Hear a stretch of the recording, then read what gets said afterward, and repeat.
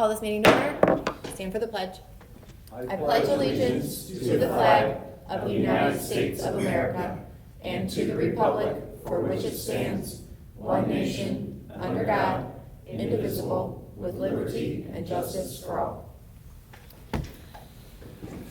Thank you all for being here. I apologize for the little delay in getting started. We do have an addition to the agenda. Yeah, I would like to recommend we add to the agenda authorization to approve the formation of a parent-teacher organization for the Lowell Intermediate School.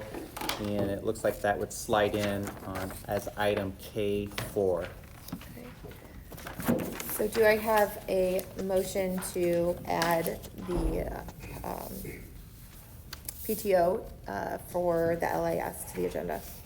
I'll make a motion. I'll second. Motion a second. Any further discussion? All in favor?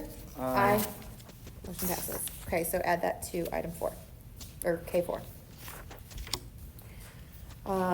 We have no public comment for agenda-related items.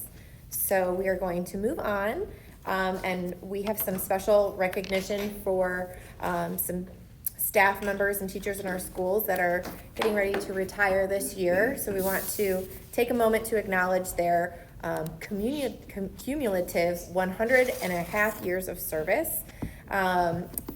We have a few that aren't here with us tonight, so I'm going to recognize them first. Mrs. Teresa Chester, our financial assistant, is retiring. She's been with us for 3 years. Mrs. Susan Wirtz, a second grade teacher at Oak Hill Elementary School, 27 years of service. Mrs. Robin McGuire, the bookkeeper at Three Creeks Elementary School, 26 years of service. And Mrs. Teresa Lichtel, teacher assistant at Three Creeks for 22 years.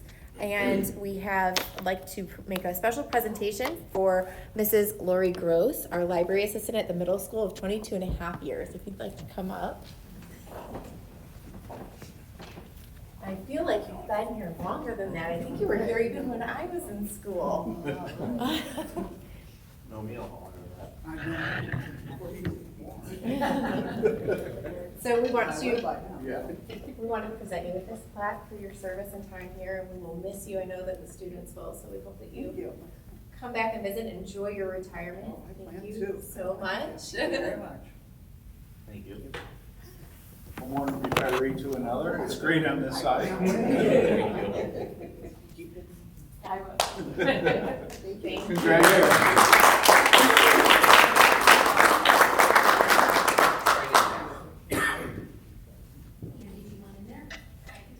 Okay. Sure. Anybody else? Thanks, Sharon.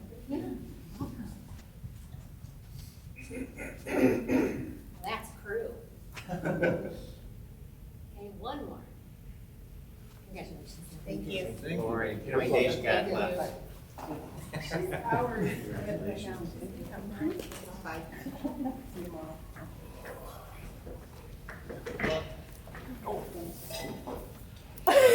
hope I went down. Oh, man.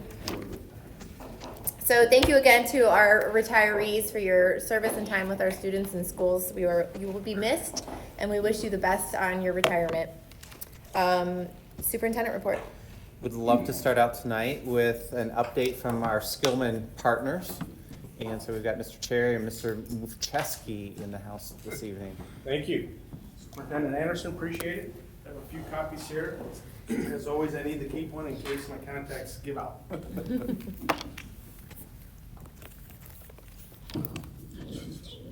Folks hear me okay? Yes. All right, thank you. All right. As always, I like to start from east to west on our projects. I don't know why, it's just the way we do it. As you come into town here, so Lowell High School, Lowell Middle School, improvements, and finally Lake Prairie. What I don't have on here is the projects that we're kicking off, which is the elementary school and the rest of the 5 to 8 middle school improvement works. I promise I'll have that for the next board update. All right. And as always, I'll have key plans listed for every project in case we want to reference back and go to specific details on where's what and what room is designated for what, and room numbers, and really get into the weeds if we need to. So what I started to do at the last board meeting is I started to highlight areas that we're really focusing on here. So, great news, turf is in, seamed, stitched, it's looking fantastic, probably one of the better turfs that I've seen in other districts, so it's really taking shape. There's a few tweaks that we need to do, and I won't bore you with the details, and I won't let the cat out of the bag, but there's some things that we need to do to make it even better. To the right there, we started with the baseball field and grandstand, so that's our next task that we need to tackle is the baseball turf. So even though you've heard me many times say we're going counterclockwise, we're gonna go clockwise with the turf, just the way the manufacturer put it in, so we're playing ball with them. Really no big issues. The mass grading is still continuing counterclockwise, okay? How did the football turf hold up to those torrential rains the other day? Excellent, Good. excellent. So as far as you say going clockwise with the turf, soccer would be the next. No, baseball will be You're next. gonna make me sleep out in the barn. We're- What are you doing, guy? Baseball next, softball, and then soccer. It's ready, it's just the way we're seeing it, how we're getting it delivered, so. You're gonna have to spend the night now. I know. What's that? He's gonna have to spend the night now. You want keys to the trailer? I might need them. So what we do look for, all joking aside, is heavy rainfalls. We go out there immediately and make sure the water is dissipating fast enough from the track to the new turf. All right, I'm gonna use this as a turf, right? And it's dissipating perfectly. Great. Great outfall, great engineering, great construction management for watching the survey going, right? I was waiting for that part. Thanks, Nate. All right, Lowell Middle School. Heavy focus on Unit C here. We call Unit C, which is the classrooms. Some few photos here. Some of these photos are about a week outdated. I apologize for that, just because of the time that we need to turn in, the presentation. So that's all asphalted. Now that the weather's starting to cooperate a little better, we're starting to back on heavy on the south side and continuing that pass-through road, as we call it, and progressing nicely at the middle school.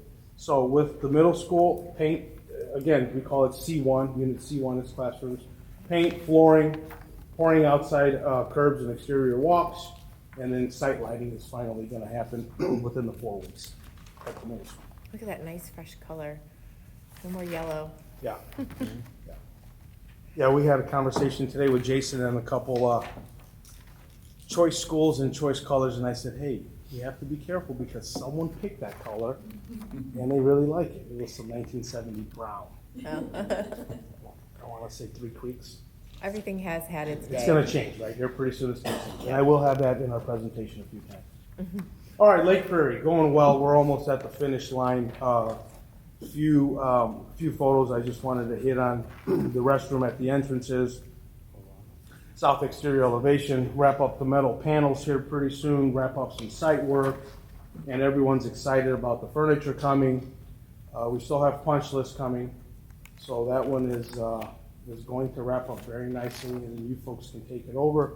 We do have final cleaning picked up in that, and then you folks can take it over and start commissioning it and seeing how it flows before school starts. Way before Look at that. school You can starts. see the vestibules with the school colors in them now. Oh, that looks really cool. See the yellow or the orange and blue? Oh, yeah. That's going to really be, and the rest of the school is getting that, correct? Yep. I picked that out personally, so Yeah. I'm watching it all day. Andy and his team did great. All right, Jay, thank you. Take us home. I have a few special little aerials for you folks. Enjoy. Pause it real quick, Jay, real quick. Any specific questions on the schools at any location? You know what, while you're still there, in case you're needed. So there's Holtz Road construction that will be coming up soon. I believe the timeline is mid-June. I think Yes. NIPSCO's supposed to come out, You are correct. reposition some telephone poles. This is by the main entrance on the north side of the high school. This is one of our partnerships with the town.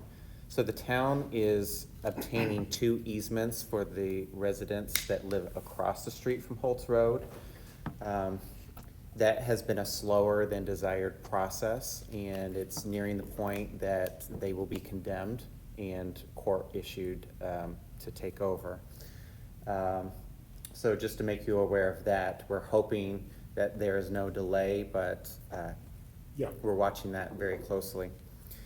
Yes. Anything else in regards to Holtz Road? No, and I appreciate you bringing that up. So NIPSCO has confirmed, I remember at the last board meeting, I touched on it briefly about cost. So NIPSCO, anything's possible, right? But NIPSCO has confirmed that they will pick up the cost on those relocations. And also, they confirmed that we will do one, possibly two less poles. Wow. To really make it, Stretch them out. yeah. Wow, that's awesome. Comcast is on board, AT&T is on board, and it's been a very cordial, tight-knit little community. This folks, this person knows this person at NIPSCO and at the town. We've all worked together to get it done at no cost to the school district. Wow. That's great great. news. Yeah. Thank you. Yeah, I know you were influential in that, I so, appreciate that, Andy. Thank you. yeah, no, I mean, that's the truth, Yeah, so. thank you. That's huge. Appreciate NIPSO that. can be So, expensive. a little bit, 6 figures. So, with all that being said, one more second, I'm sorry. As a timeline on Holtz Road, graduation is June 5th. You folks do your thing. Congrats to all the seniors. And then NIPSCO starts within that 2-week timeline. And then So our that time- entrance is gonna be closed then? Yeah, correct. Okay, what about the little hidden one there on the old The entrance? south. Between the main building and the Yes. RDT? Yeah. Yes, whatever you folks wish to. Is that one it gonna could be be- open, yes. And so let's say that you have to do summer sports drop off. Like, could we utilize that, or should we just plan to utilize the front of the building? If you can utilize further south, I say that because remember back January, February, we talked about giving us that north parking lot of the admin. And you folks did, thank you very much. And that's always been kind of a nightmare for Scott and I of the utilities. And it's starting to come to fruition a little bit. We're starting to hit like, oh, hey, the water line's not here, it's over here, and it's not an 8-inch, it's a 10-inch, so kind of causes some ruckus. Well, over summer, we're really gonna take over that north parking lot. Okay, so all So, planning to come in and out of that please, building should be yeah, through yeah. the, And you've always heard me say, if you give it to us earlier, we can get it done quicker, and you have. So the goal is to get it sooner than the August turnover date. To get that last July kids sport thing-ish, summer school, whatever done. cool. Any other questions? I guess one more for soccer is,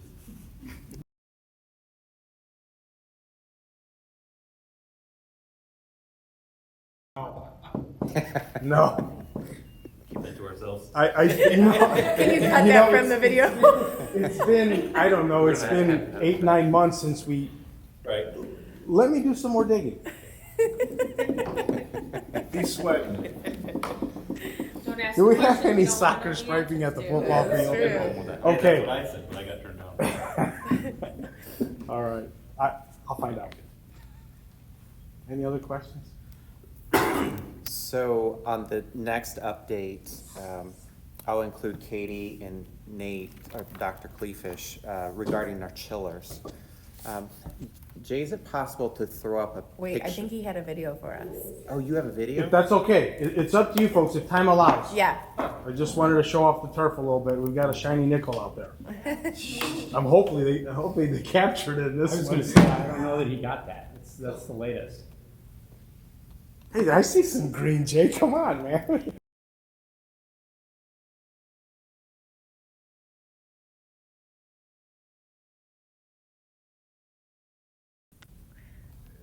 It doesn't play.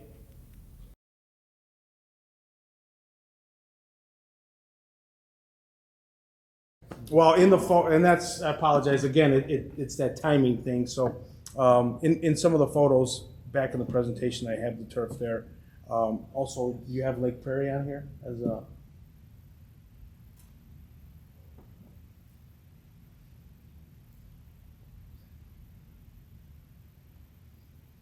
There it is, there's the addition.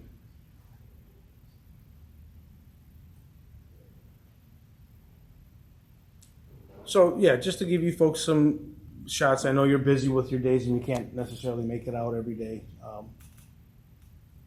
It is something I talked to Lindsay about, is that hopefully sometime this summer we could schedule a visit of hitting all the sites so that we can do a walkthrough. Anytime, anytime. It looks like it's always been there. Looks good. Yeah. This one came out really well. Thank you. So, All right. You want to stay here and talk to us? I'm here, Andy. Just- Yeah, either one of you. So, Yeah. Thank you. in the presentation the architect sent. Okay. Or not. If you've got it, you can shoot it up there. You know what, it's okay.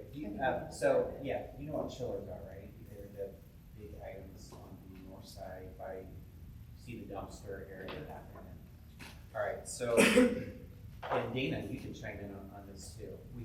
Our current problem is that the chillers are located next to the field house wall, that the exhaust fans of the chillers cannot push the air up above that wall. And so what happens is the warm air stays down in that area, and it's causing issues with our chillers.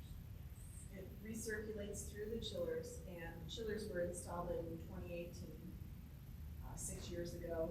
But the recirculation of that hot air through the chillers causes them to shut down sooner than they should, and they switch off more, and they're off and on. And so we've had a lot more startups and shutdowns than average for that lifespan. So they're actually living up, they're dying quicker, let's say that way, because of all the startups and stops. That's all relative to the air conditioning system. Yes. So, We're putting in a new auditorium on the north side of the field house. And I was like, I was what? gonna say that. Where did this happen? Putting a second auditorium. Stay corrected, thank you. And regardless of whether anything was going in there or not, we have to address the chillers. And so we're talking a significant dollar amount to relocate our chiller units. And so I don't know if there's, I mean, just to keep it simple, I don't know if there's anything else to add, just know it's impacting our budget. yes, a little bit. so when we were talking about the natatorium budget, obviously that all comes into that pool of money. The architects and the engineers have gone through like 7 different options of what could we do to get these chillers work. Could we lift them up? Could we, do all of these things? And they've centered on one that will require them to move essentially on the opposite side of the loading dock. So closer to like the whole we're moving it, and create its own new little courtyard area. So it'll leave that current chiller area as potentially a future space that because it's already got the walls, once we Right. put up the natatorium. Use it for something else. Yep, that we could potentially get more interior square footage out of. So we're in the budget moving around things for that. It was also brought up because we are going to be moving them, the cost of the moving and breaking down, they don't currently have a warranty, that we might look into the cost to completely replace them both, so that we only need 2 chillers instead of buying a third to run the pool. We buy 2 larger chillers that are fully warranted and are ready to go without the shutdown and takedown and removing costs. So those are all things that are on the table right now, that are going on in the talks with the natatorium. There was also discussion about the relocation of the existing ones, and there was an unknown variable of what if something doesn't work when we install it, then there's going to be an unknown value to get it back up and running again, even though it may not be for 20, 30 years like a new one would be. So that was an unknown, and by the time you had all these variables, it was better for everybody to just go ahead and install the new ones and do 2 instead of 3 for the one for the pool. The Upsize. reality is, this would be the third move for those chillers. Right. The installation, we moved them once to angle them to try and correct the problem, and this would be a third move. So which there's gonna be Carrier something does that's not gonna go recommend. wrong with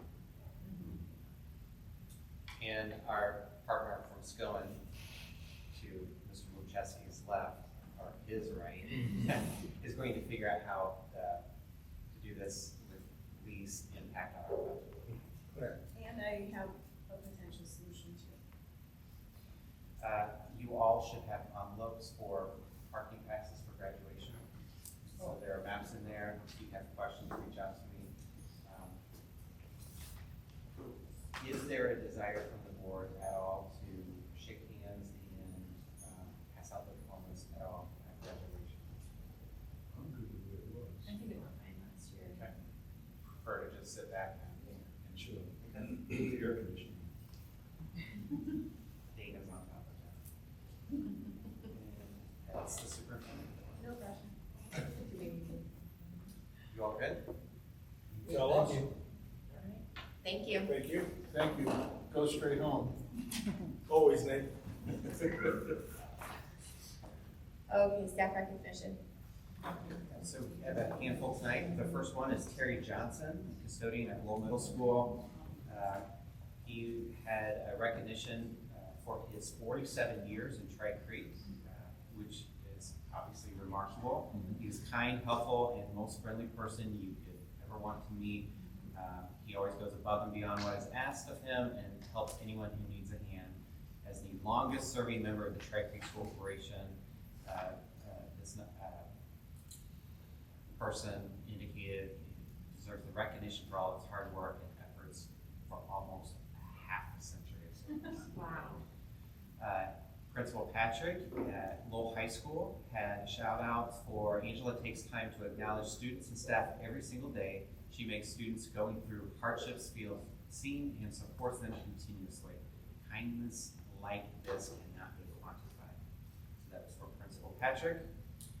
Lindsay O'Neill, English teacher, Lowell High School. This person indicated, my daughter is a freshman at Lowell High School. She has high anxiety with public speaking after having a rough experience in 8th grade. I have been fighting with her daily about going to school. I reached out to Mrs. O'Neill and she was amazing.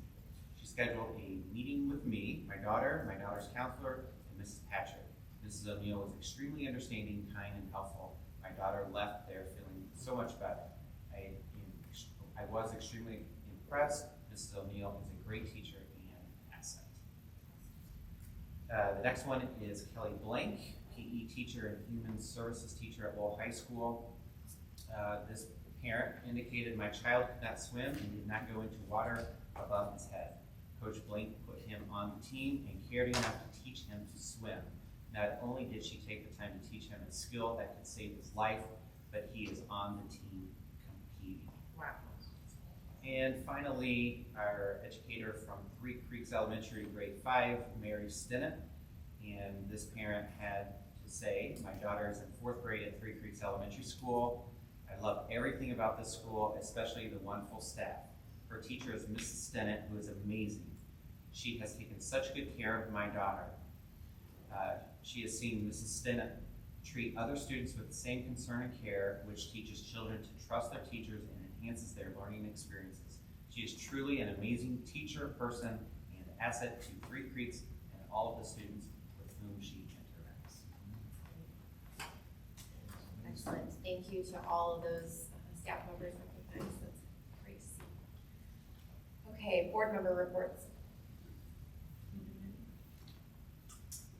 We met for the natatorium yesterday and are getting into the final decisions on finishes, size, all those little minute budgetary items. So we're getting to a place soon where we'll be able to sit down as a board and talk about it and see it.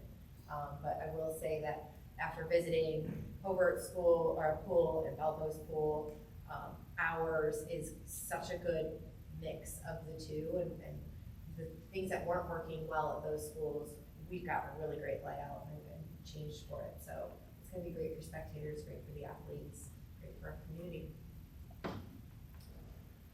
Okay, public hearing on proposed school bus purchase and technology project. Ratify the publication of hearings notice. Do I have a motion? I'll second. Okay. Motion motion and a second. Okay, so we have like a three-person team here that we're gonna take a little bit on here, but I'll start off.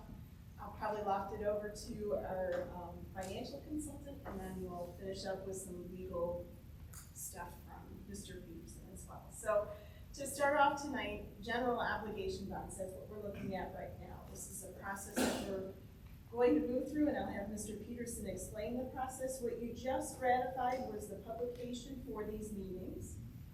We publicized on the 24th of April and the 1st of May, which was by statute for this meeting tonight. We are going to go over what general obligations bonds are, how they're going to help us in our budget and play in our budget a little bit. We're going to go over the projects themselves and financing, and then we'll open it up for public comment afterwards. So to start off with, general obligation bonds are a type of municipal bond that certain governments and government entities can use to raise funds for projects. They're paid back by tax rates and through debt service. They are backed by the full faith and credit and taxing power of our issuing, government entity here. And the principal and interest is built into our budget for our debt service. GO bonds typically offer lower interest rates. They're short-term, 2 to 5 years, I think, on the repayment. And they're very secure because the state of Indiana, backs these. We pay the debt service first before anything else here. So they are very, investors perceive them as like a great option for buying lower risk. GO bonds, so general obligation bonds, GO bonds for short, and the operations fund. So our operations fund, I wanted to discuss that a little bit. Operations fund is anything that doesn't immediately touch the classroom. So it's non-instructional in nature. It's support of the building. So it's your transportation, your technology, your custodial and maintenance, your central office. We're not really, we work to support everything. It's everything that supports the classroom. So operational costs here in the district, and it's pretty much like our home budget, have risen throughout the last couple of years. Things that we purchased a couple of years ago cost a lot more. Diesel, that's ends up in this budget and operations budget. So diesel itself there, comparing 21 to 2023, just the price per gallon, the increase, we went from 265 up to 334 now. That's a 21% increase. Map that out for the 70,000 gallons that we have a year, that's an increase of $48,000 a year. Buses, another thing. We gotta have buses, we gotta have fuel, right? So buses, back in 2021, $104,000. They're now coming in at about $123,000. That's without the bells and whistles and the multiple cameras that we put on these buses to make them even more secure. That takes price. So that's about $18,000 to $20,000 more. Multiply that for a year, that's $80,000 right there in a year that things cost more. Tires, that price has increased 11.35%. So there's a lot of operational costs that have put some strain on our operations fund. At the same hand, everybody says, well, my home price has gone up, your district is getting more taxes from me, my tax bill's gone up too, so you must be getting more money. The operations fund is limited by the maximum levy growth quotient. So we are limited by a 4% increase in our levy each year for this fund. So those prices that I just threw out there, the 21%, 15% in buses, 11% there, those items that we're purchasing out of that fund are increasing exponentially compared to the 4% levy that we get increase each year. So it puts a real strain on that budget. GO bonds can fund, you can take out these bonds to fund some of those projects. Buses, you can put your school buses in there. So instead of purchasing them out of your operations fund, you can buy them with using GO bonds and pay them back over a short term. Technology projects, another thing. Chillers, another thing. We can do, renovations like that. And again, the principal and interest for the GO bonds come out of the debt service fund. I have a quick little just graphic here to show you how that happens. So our operations fund on the left here, let's just hypothetically say that our total budget was 8.25 million. Within that 8.25 million, we've got 1.25 in buses and technology within that. Our debt service budget is tax rate driven, and if your assessed value goes up, tax rate gives you a little more capacity to issue debt. So as your assessed value goes up, debt service can, if you want to keep that, maintain that tax rate at a steady rate, you can have the capacity to put those payments into debt service. When you move that over, you've got a little more room in your operations. Assessed value, since debt service is dependent on assessed value, I threw a 10-year history here of assessed value here in our area. So we've been very fortunate that our assessed value has been on a steady increase. You can see over the 10 years, we've gone up 5.92%. We have some high water marks and low water marks, peaks and valleys there. In 2023, we went up 21.53%. It was a big jump, and then in 2018, you can see a 1.05% increase. If I even wipe out those two numbers, we are at a steady 4.58 increase average per year. So it's a good bet that our AV over the next, or assessed value over the next couple of years will probably continue that trend of at least 4%. So we use those numbers to build our assumptions for our financing on this, which is my next transition over here to Luke, who will probably take that on a little bit further after this. So our actual projects here that we're looking to fund, this is a 2-year bond issuance that we're looking at here, the potential for that, and we'll get into the details of that, but we're looking at our school buses, like I said. Typically, we get 4 buses a school year. So anywhere from 6 to 8 buses we would be funding in here. Currently, right now, this year, I want to get 4 buses at least, maybe 6, depending on where we go with this. Safety and security, we have 2 major projects here. We've got our video camera upgrade. We've got an aging system that needs to be replaced, so we'd like to put that in here. We have our access to our buildings as well, another project here that we're looking at. And then potentially our chillers that we spoke about earlier. We could put a portion in here that wasn't necessarily, even though our original projects for the large scope included renovations to the buildings, this is bubbled up to be an immediate need rather than what we thought maybe 5 years down the line we'd have to do it. It's becoming an immediate need over at the high school. So there's a potential that we might use this in year 1 or year 2 of our issuances here.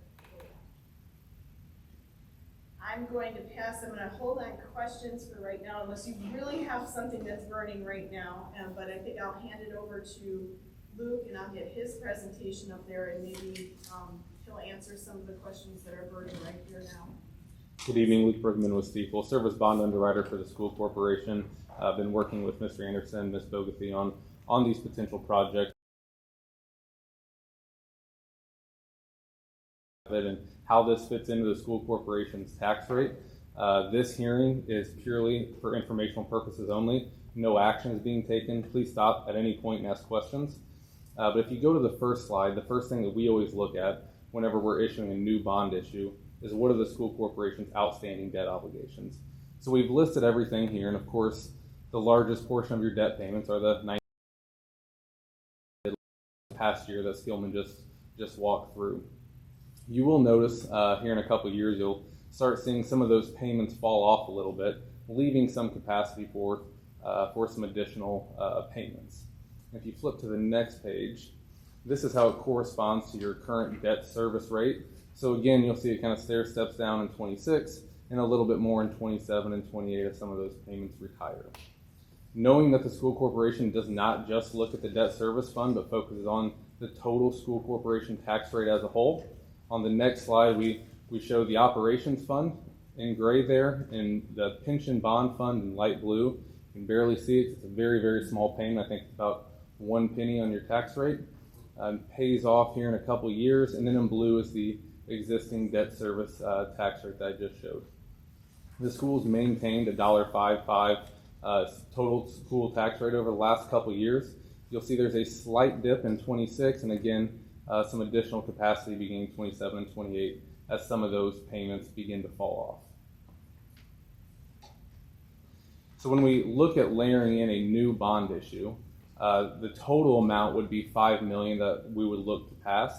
These would be maximum parameters. We can always come down from these amounts, but once they're set, we cannot go above those amounts. So we're looking now at issuing the $5 million over 2 series, approximately $2.5 million in 2024 and $2.5 million in 2025. So in green there is the 2024 general obligation bonds, and then in red is the 2025 general obligation bonds of approximately $2.5 million for each bond issue. Most importantly, we're able to do this while maintaining the school corporation's tax rate of $1.05. And you'll also notice that this does leave some additional capacity. So by no means does this borrowing take up all of your capacity for the foreseeable future. This actually allows you to come back pretty quickly if there are some additional needs that happen there. We're assuming 4% net assessed value growth. As Ms. Bogaty walked through, you've grown substantially more than that over the last couple of years. 2021 was a kind of an off year for everyone. Everyone grew. I think statewide was 15%. You guys saw 21% growth. I think that's going to come down a little bit. We're not going to see that much growth going forward. Last year it was 5%. So we're assuming 4% for 2 years, 2% for 2 years after that, and then 0%. So that gives you guys some flexibility. If you do grow beyond that, that's just going to open up some more capacity. The last thing we want to do is be extremely aggressive with our assumptions, and then they come in lower, whether it's a market trend or legislative trend that happens, and all of a sudden this chart doesn't look as good as what we're showing. We're also assuming an interest rate of 5%, given this is just the first step in the legal process. Likely, if you sold the bonds today, you're in a 4 or 4.25 rate. So again, being a little bit conservative there as well. If you flip to the last slide, this is the maximum parameter. So again, no action is being taken tonight, but at the next hearing, there will be a resolution in front of you, and these numbers will be in that resolution. So again, maximum amount can come down from these, cannot go above them. So the par amount or the borrowing amount of the bonds would be $5 million. The professional cost of issuance, underwriter's discount, approximately $250,000, leaving proceeds for hard and soft project costs of $4,750,000. Estimated interest rates, we have 2 to 6% in there. Again, if you sold the bonds today, you come in that 4 to 4.25 range. The estimated final maturity we have here is no later than January 15 of 2035. On the previous slides, you saw that those were more likely to be repaid in approximately 5 years. The total interest cost is there based on that 5% rate. The maximum tax impact, that would be if you had no debt falling off and we repaid this back in a very short period.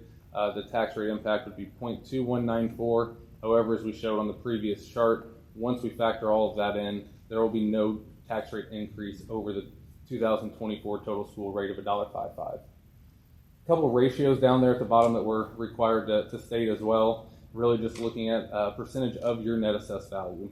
So the first one there is the school corporation's max payment as a percentage of your net assessed value.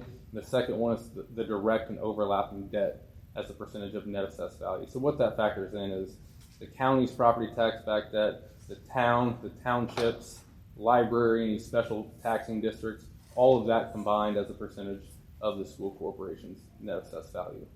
So that's all I have. I'm happy to answer any questions that the board or administration has.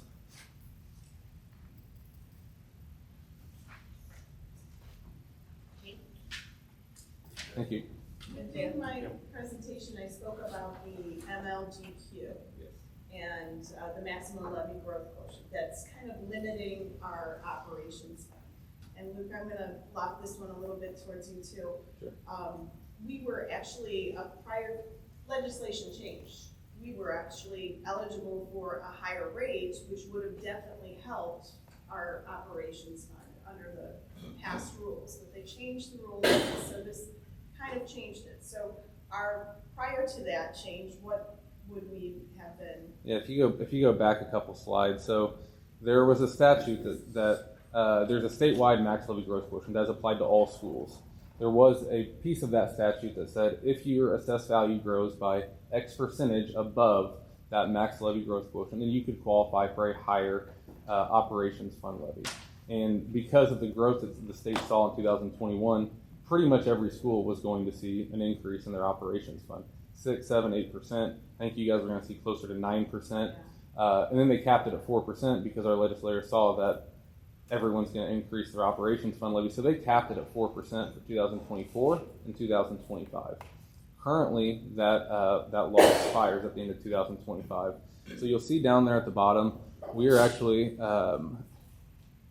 showing 8% for 2026. Part of that's going to depend on where your assessed value is in 2025. And that also assumes that legislatively they did not make any changes in this General Assembly section.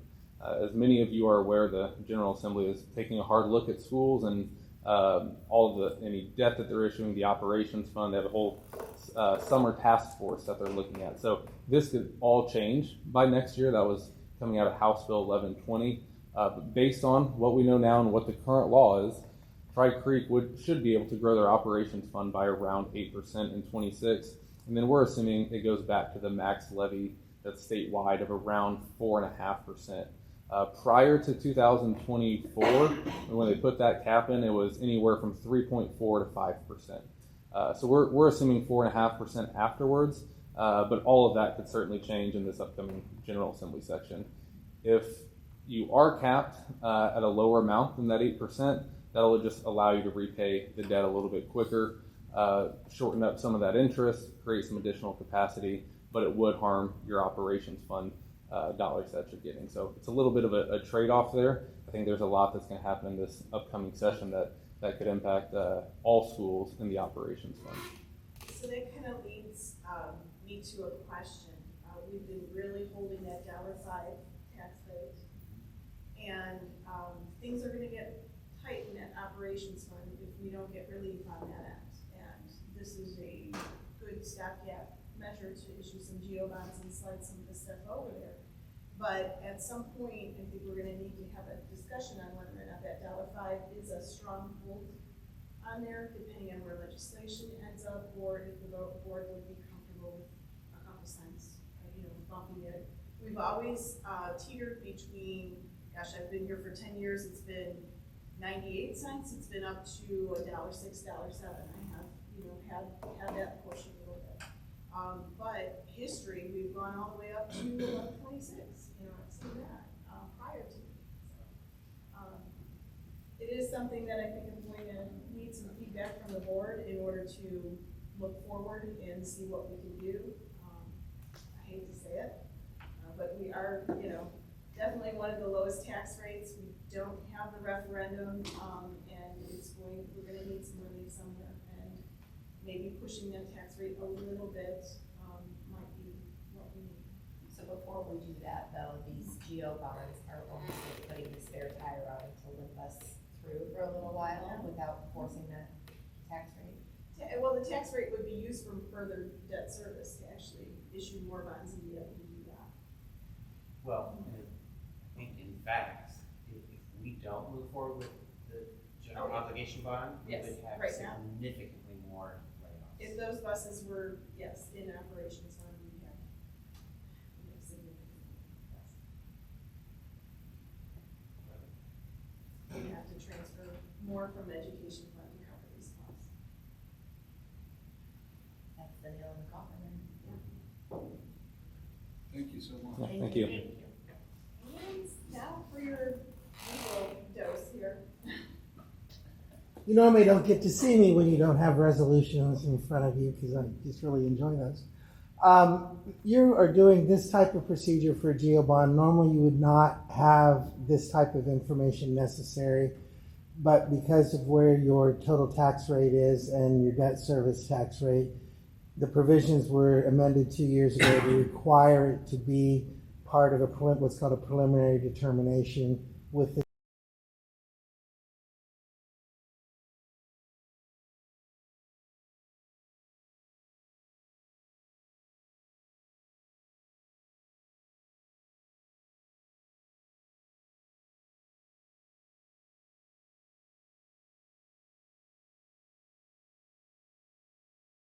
change things, it was just a statutory change for where your total debt service rate is. And in looking at that, we're required to do more than one hearing. So that's why we have tonight and the follow-up hearing, where you will get the resolutions, I know, it's exciting, will be at your January 13th.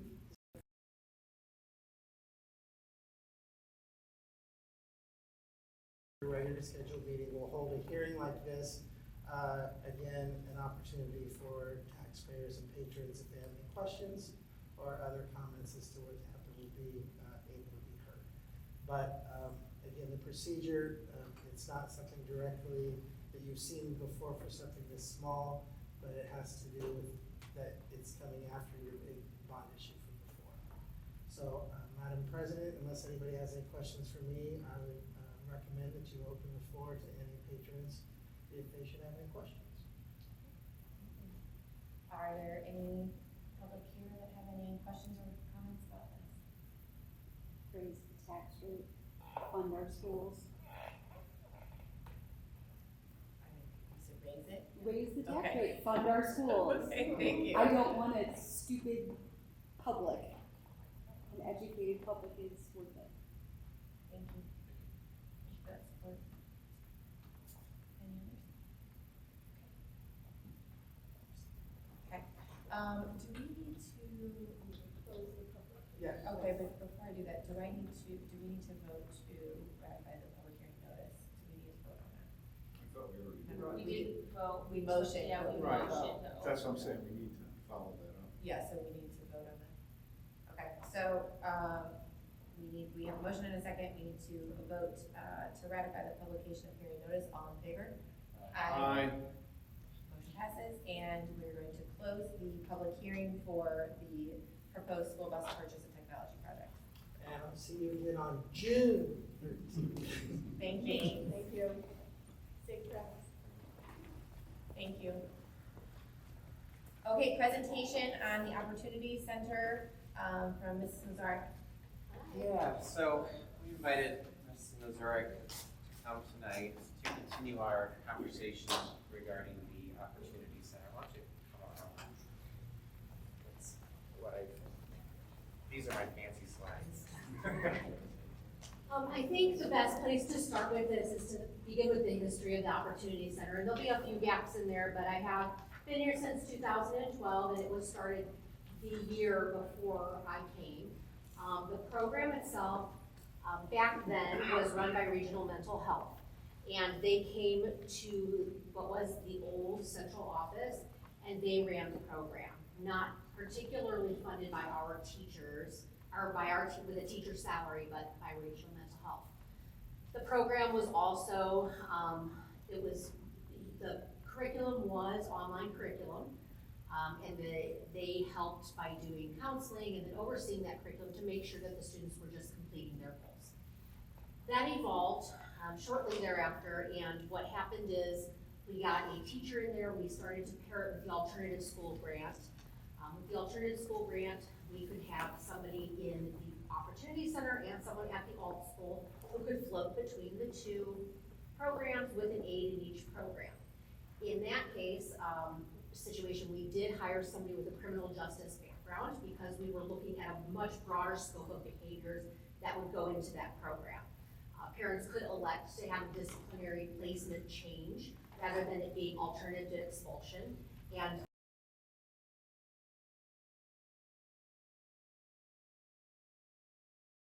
a waiver of your due process rights, and this, with this in place, you get the opportunity to still obtain credits. So after a short while, a few years later, the state then said, you cannot have students be half-day students without them being paired with like a workplace, a work-based program. Well, these are students who were there for disciplinary placements, and they wouldn't have had the opportunity to be in the work-based program because they were at that building online. It eventually did move to this building. However, it changed the face of things. We had to move students from what was a half-day placement, which is a reasonable amount of time, 3 to 4 hours is a reasonable amount of time to do computer work. We had to move it to a full-day program, which was a 7-hour day sitting in front of the computer to do the work. We still had a counseling component, we've always had some kind of partnership. There was one year where our counselors at the high school tried to develop curriculum to come over and do it, but crises kind of got in the way of that, so the consistency and fidelity of that was not good. So we started to work with crowd counseling, and they have provided services ever since. They do not run the program, they support with counseling.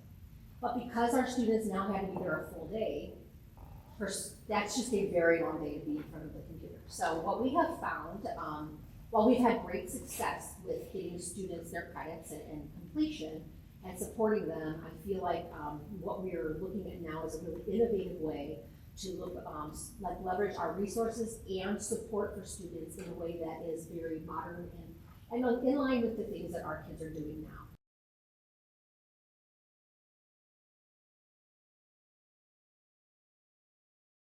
Things, et cetera, and you have to have some of those things in place. So by having our students sitting in our room for that length of time, they can't even go to work during the day.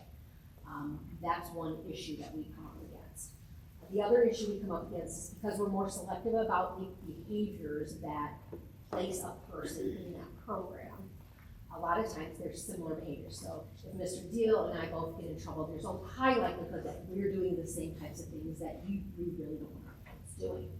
And that becomes kind of a hotbed for inappropriate conversation, exchanging of, all the things, right? We're trying to kind of keep them somewhat, getting them back on path, which is why there's counseling, and also real close relationships. The teacher currently travels from Lowell High School over to this building 1 to 2 times a week, and there's an aide in the room here. The aide does not particularly have any content area specialty. They're just an assistant. I shouldn't say just an assistant. She's a fantastic assistant, human being, but she doesn't have that content support for the academic areas. So what we are looking to do and proposing is that we would have our students start the program by being at home for 4 days a week, and they would be meeting with a teacher that is licensed in computer science with a heavy background in math and the sciences and language. This teacher then would be available 4 days a week for Google Meets with the students that are at home. When we had our virtual academy, those Google Meets became pretty integral to kids who do stay at home for social emotional.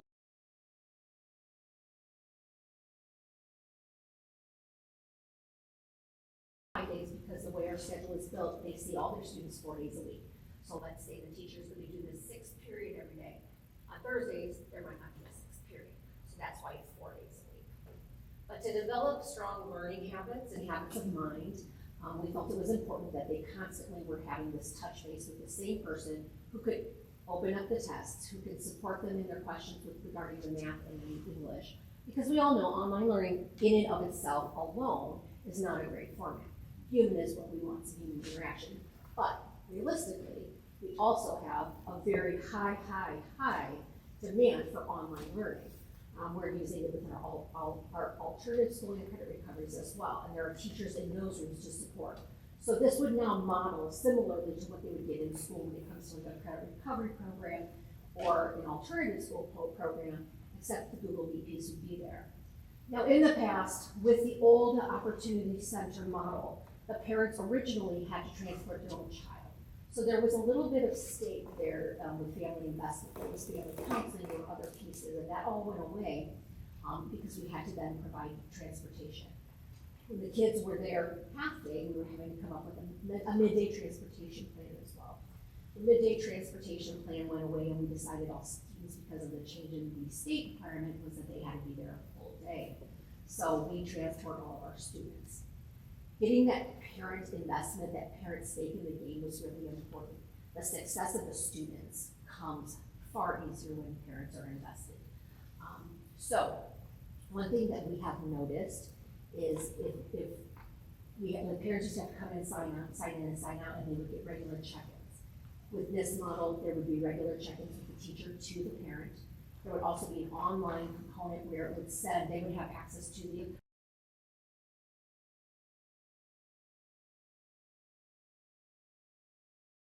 that teacher every week for every day. So the weekly plan is, okay, you're gonna have to get X, Y, Z done by tomorrow.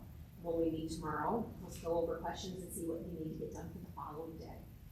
We have not developed the level system yet, but we have had some conversation about students who demonstrate really strong learning habits and habits of mind and are succeeding. There are a couple things that can be done. We don't necessarily want to reduce support, but the reduction of how they have to meet as frequently could be something that's negotiable. The other thing that I think really, that I prefer, because most expulsion periods are 2 semesters, we have the opportunity, if we see that they're really doing a great job and they're working with the teacher closely, now when they come back to the building, they have contact. They have someone they've established this relationship with. Remember, this is someone who's probably struggled with, some type of substance abuse or anger or something along those lines. So having that personal contact would be great. It gives us an opportunity to bring them back a semester early, back to the school. In the past, students were at the Opportunity Center, then they had to transition into the alternative program before they could come. And we had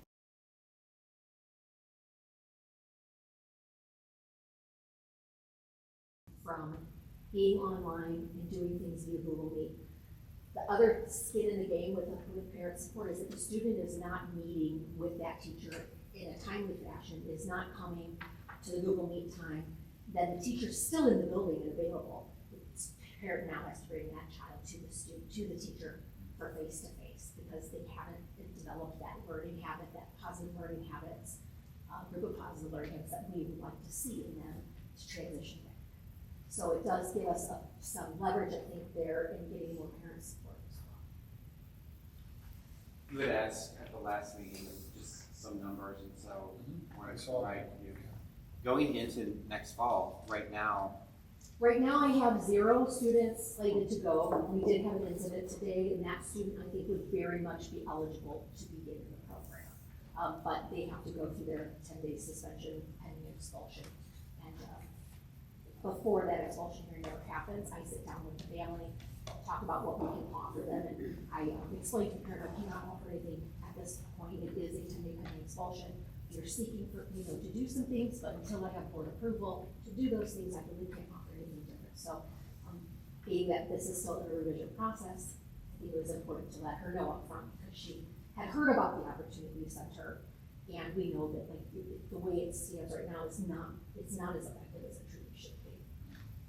some of the improvements would be you're having a higher frequency of check-in with the certified teacher than occurs right now. It's an opportunity for these students to actually go out and get a job. Yes. They're not in front of the computer all day long. The counseling component will still exist through Crown Counseling. They will just do that virtually, which quite honestly, a lot of our students do that anyway, virtual counseling. But it'd be Google Meet. It's not just a program counseling. So how would it work if they did have a job and they weren't there at the time you're supposed to check in with the teacher? Because that time is the same every day, they would have to make sure that their work schedule is not conflicting with that. So it wouldn't be like I have to meet with them at 9 o'clock in the morning. It could be 3 in the afternoon They would have, if they were working days. It's whatever period, no. So the child, because the number one priority is school attendance. That's what I'm thinking. Yes, it would be established immediately with the family that no matter what, if it's 6th period, when the master schedule comes out, if it's 6th period, this is the time range that happens. We lay out a schedule. So you'll meet with them Monday, Tuesday, Thursday, Friday, and Monday and Fridays it's at 1:30, and on Tuesday and Thursday it's going to be at 1:50 because of the way our schedule is set. And how supportive are the parents that you've been dealing with recently? I know back in the day when I was responsible, parents were a part of the problem. They weren't as involved, and hence the kids are getting into trouble. So do you have a better response from parents today than we have in the past? I do feel like we do. I feel like this looks less like adjudication, which I think the original system really felt like an adjudicated youth program. It's far, considering all the changes that we've had with social emotional health, I do feel like parents are more invested in the idea that the child is now connected to counseling. They can talk about stress management, problem solving, crisis management, drug and alcohol abuse, things of that nature. I think parents do definitely support that more. For the students that I have personally had behavioral issues in the setting even this year, calling a parent, having a conversation, if this happens anymore, this child actually will have to be expelled, the Form 16 is violated. If the student is at home and they're not participating in learning, that would be a reason why Form 16 would be violated. However, the things that could violate it now when kids are in person are things like slipping to the bathroom to debate, are, causing a fight or arguing with somebody. And I'm not saying our kids are doing these things, I'm saying these are all the potential things that could get someone expelled. By being at home, those temptations, those peers that we interact with that we're doing the wrong things with, making the wrong choices or lesser choices with, that takes that out of the equation. What would be, and maybe, I don't know if you can share this information or not, but like, of the students that are involved in this program currently, what are the offenses? Like, what is the threshold that you have to do to get to here? Like, what are their offenses, I guess, that they're causing? Right. So most of our offenses are drug related. Possession, under the influence, trying to deal with stuff. And is it multiple times then? Like work themselves up to it or just one? No, possession, in school, possession or under the influence is a one-time offense. Okay. And that is all in line with our handbook and with state. It also includes a component with our police because it is a violation of Indiana code. Does that include a vape? No, students with a nicotine vape are not included in this. That is a progressive discipline system. So like for example, the first one, we have the tobacco cessation course that as an alternative and deferral for suspension. The next time is a single day suspension. The following day is a 2-day suspension. If we had any more than that, we would probably consider it, but we've never had anybody do more than 1 or 2. So this is like legitimately. This is drugs. In the past, we've had very violent fighting, multiple offenses of violent fighting. I don't mean like we're scrapping in the hallway, I mean violent fighting. Weaponry, not deadly weapons, but weaponry it's very different if a kid comes to school, they're working at home and they carry a pocket knife and they forget it. They can come and self-report and say, I have my pocket, I didn't need to bring this here, I'm bringing it to you first thing this morning, I noticed it was in the jacket. This is very different than someone who's carrying it with intent to hurt. People who have things like, and we haven't had this in a long time, but lists of kids that they want to harm, things of that nature, but more of those things because social emotional health has really made this, huge eruption in the workplace and in students' lives and things. A lot of times it's getting to the why and getting to all the reasons why these things are actually happening with kids. So intent changes some things, but the letter of the law and the letter of the handbook are pretty clear. Because things like possession or violence. I would think if one of the rationales for being involved in this program is alcohol drug use, I would think that the home environment would be more supportive of that behavior because you're taking out the daily interaction with the teacher. Which is why many of our parents are supportive. They kind of think that sometimes that reset is a good thing for their child to get away from their peers a little bit and just that mental reset, go through potential rehabilitation or therapies at home at night. Also, a job is playing a huge role. A lot of our kids who are on that path of maybe not getting where they should be, taking employment has played a huge role for them, and this would offer them the ability to do it.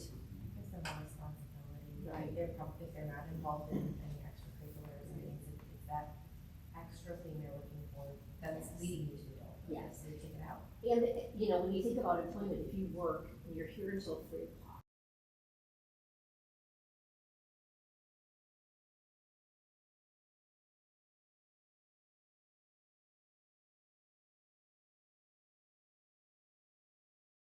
for employment that we had before. Go ahead. I feel like right now we're allowing them in some sense of the way to stay in school, but even though it's here. And like you said, they kind of find that similar person in the room and you're still, like you want to remove from the environment. I totally understand that. And so this does give the opportunity to remove from the environment. You did something wrong, you did something bad. You do not get to go back and socialize with people right now because you messed up. So you're stuck here getting it all done in a very boring way on your computer. Maybe you will now learn and won't make this mistake again. So I feel like it has a stronger impact in that sense. I feel like relationships too are going to be way stronger in this fashion. Having watched this, the virtual academy with Initiate, when she did that, that's how she came into employment here. When she did that, the kids who actually showed up still seek work out. The middle schoolers that come up, you know, or the people that were ninth graders and now seniors are trying to find her because that critical piece was the relationship. So this will offer that because it being the same teacher who actually can support them in the content, which I think is invaluable to have somebody who has a math and science background that we can use, because otherwise they have to do math and science online without that support person, and those are the two hardest areas to do. And just quickly, what is the Crown Counseling, what's the interaction now that they're not in the classroom? Is it online? Yes, so Okay. it can be, or if the parent would like to bring them to the guidance office to meet in that teacher office with the Crown Counselor, that, because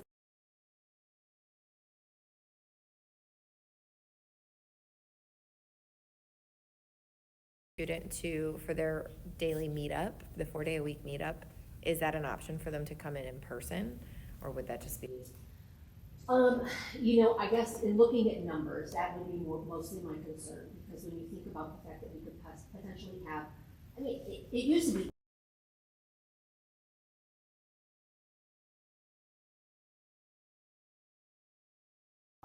you don't get the majority until about the beginning of the second semester, it starts to sort of build up. But when you think about the amount of time you can dedicate to your Google Meets and your kids, like some of them it may just be a check-in, some of them it's going to be academic support, some of them it's going to be talking through goal. You know, there's all these different phases. So some kids might take 5 minutes, some kids may take 25 minutes, and a teacher has anywhere from 45 to 60 minutes to split among their kids. Are we looking at this as a experiment to see how it's gonna work? With the possibility, if it doesn't work, we can go back to what we were doing? Yeah, because in my mind, like, you don't know until you try. Right. But after 9 weeks, you see this is not working.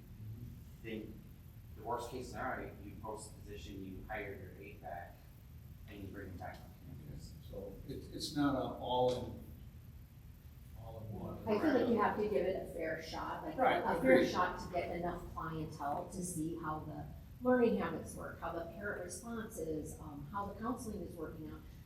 But yeah, I can see I'm why. looking at the results for the students. Right, right. Hopefully the success rate is equal or better than what we have. All the students that we have had, seniors have all graduated on time, but we have had some who have dropped out because they had a further offense, and when you get a further offense, they need to stay longer, Right. and they just cannot sit.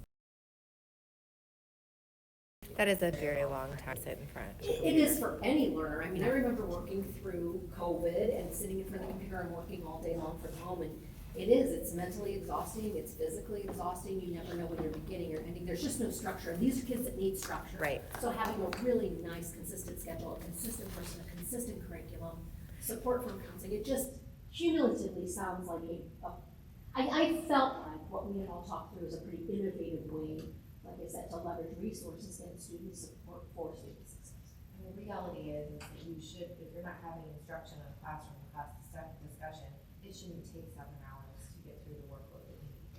Correct, and so we do run into that, especially near the end of the semester. I have one student who was doing nothing for a couple of days recently, and I called her up on our Google Meet, and I said, come on, you were doing so well, and she said, I don't want to run my work and have nothing to do for a week.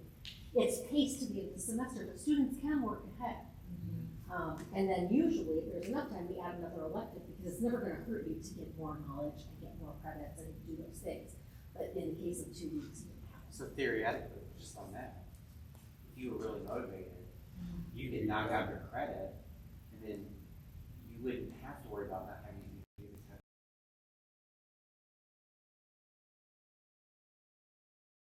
By the rules and do what's expected, or else they're expelled. I mean, just like it was in the old days. The other opportunity here is we currently don't have this program for middle school. And so if there are spots available, we could open it up to our middle school kids because it's in that virtual format. Okay. Yeah. Thank you so much. You're very welcome, you're very welcome. I hope that found help. Thank you. You're welcome. A lot of thought into this. Thank you. And I have already submitted the proposed handbook for it to Mr. Anderson, so, and it's been vetted by Mrs. Doherty and, You have it in. okay. Indeed. Okay, so take a look at it. If anyone has questions, just email me. Because, you know, I think if there are things to problem solve, we need to get ahead of that before the fall. All right. Okay. Thank you. Thank Very you. Thank you. helpful, thank you.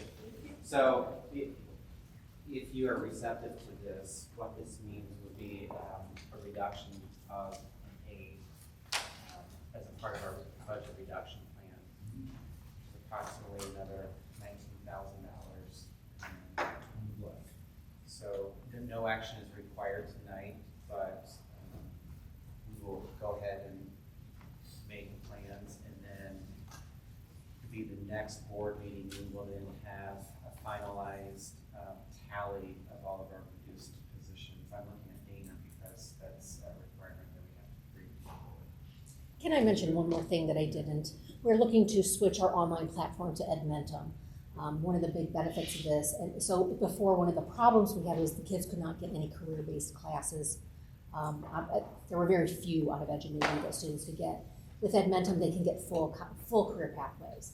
So in part of our, and I'm sure you've talked about the curriculum changes, but part of that whole vetting of the curriculum, one of the major points of that was not only was it far more engaging than Edgenuity, which we currently use, but it also had those career pathways so our students can potentially stay on track so that when they do re-enter, they can go into the potential pathway they want to go in, as opposed to having to take just criminal justice or just agriculture. It's not such a setback. Mm-hmm. And it aligns to the proposed changes that the state's looking at. Yes, yes, they are all pathways.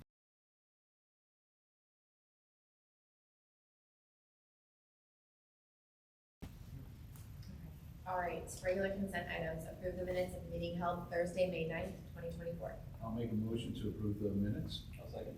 Motion and a second. Any further discussion? All in favor? Aye. Motion passes. Personnel, approve the personnel report dated Thursday, May 23rd, 2024. Motion and a second. Any further discussion? All in favor? Motion passes. Number 2, approve Dana Eisen as Dean of Students for Oak Hill Elementary School, effective with the 2024-25.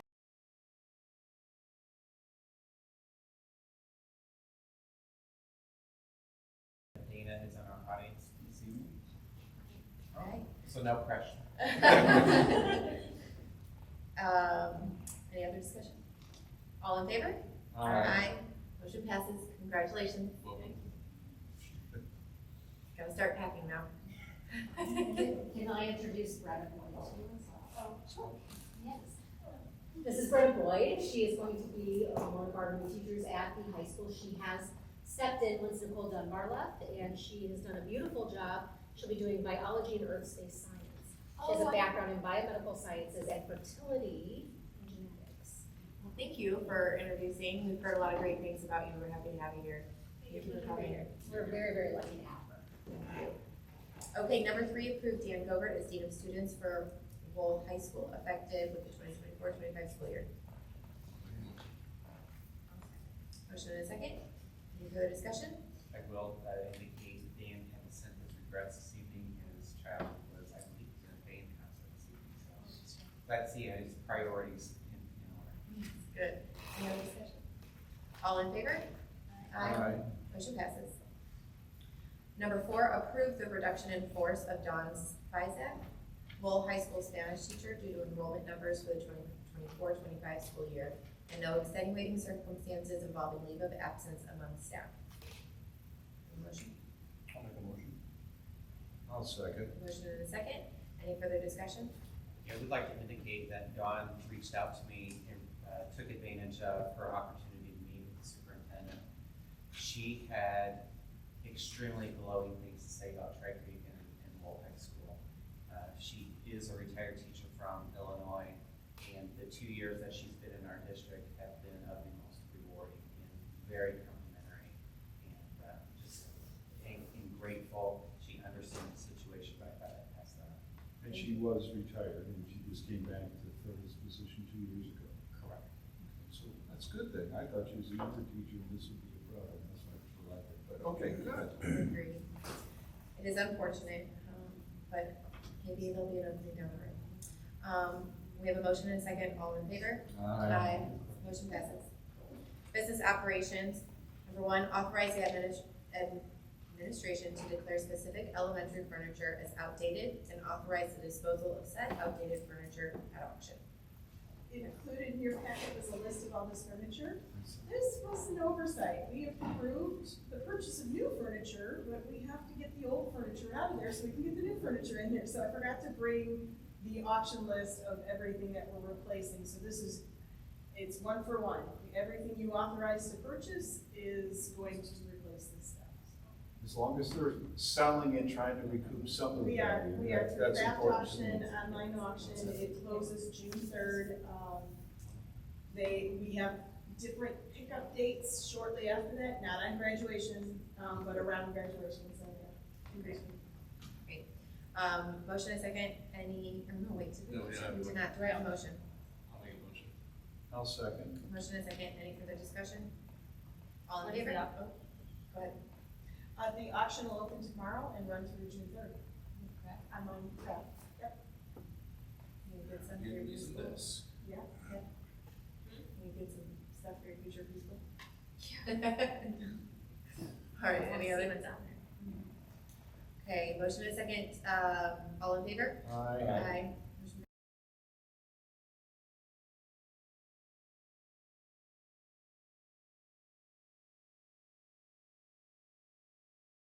Private education agencies. I'll make a motion to approve resolution 2024-03. Second. Motion and second, any further discussion? Okay, all in favor? Motion passes. Number 3, approve change.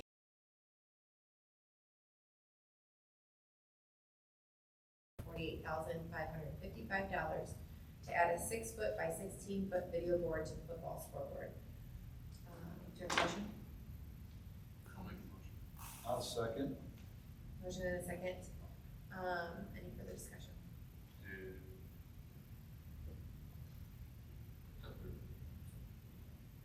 We're waiting on the Yeah, cost so, of the.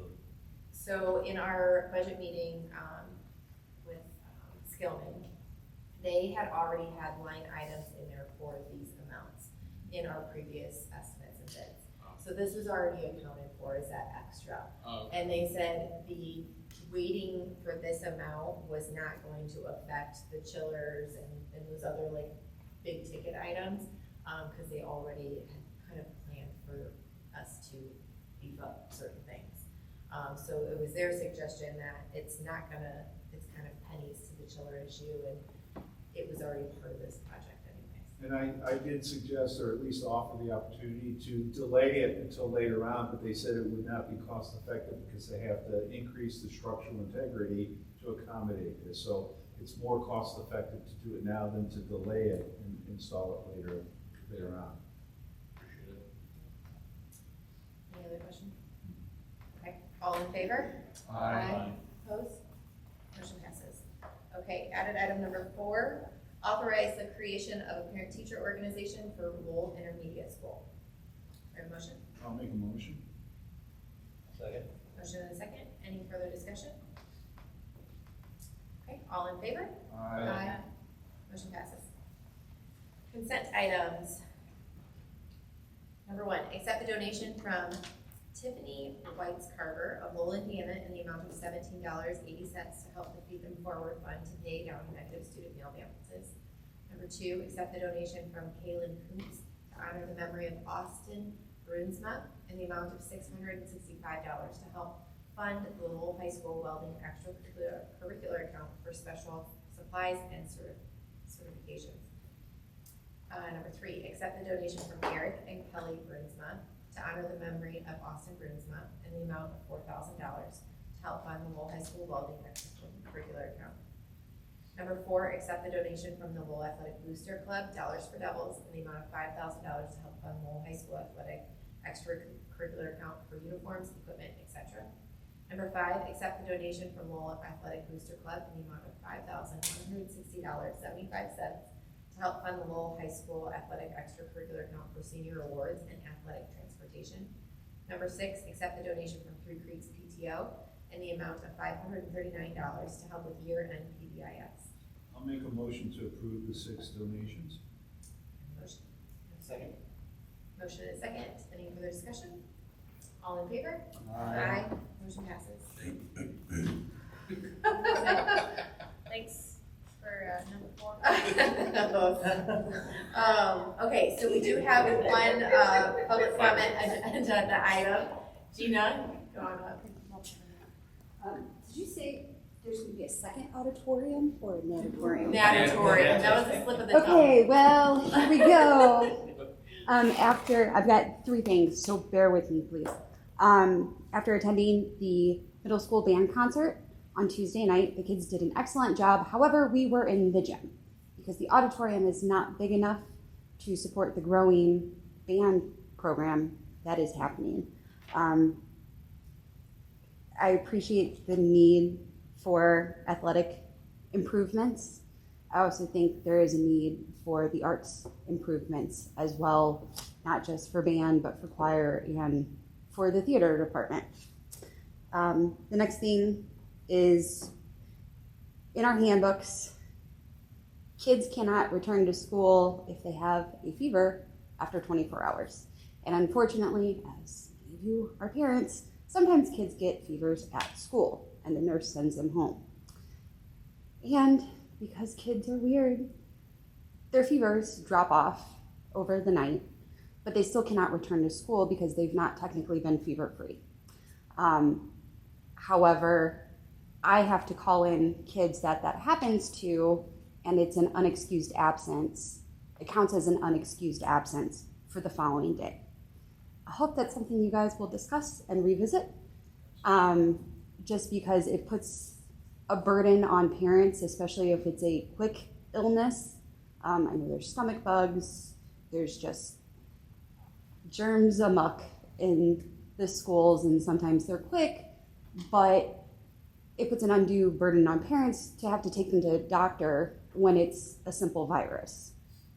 And the last thing is, yesterday at the town hall meeting for LIS, I was really disheartened to hear how students will be separated based on abilities.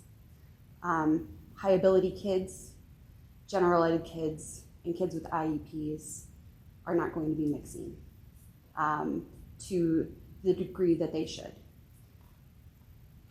There's no data that suggests that kids in high ability courses drop if they are in with kids with IEPs.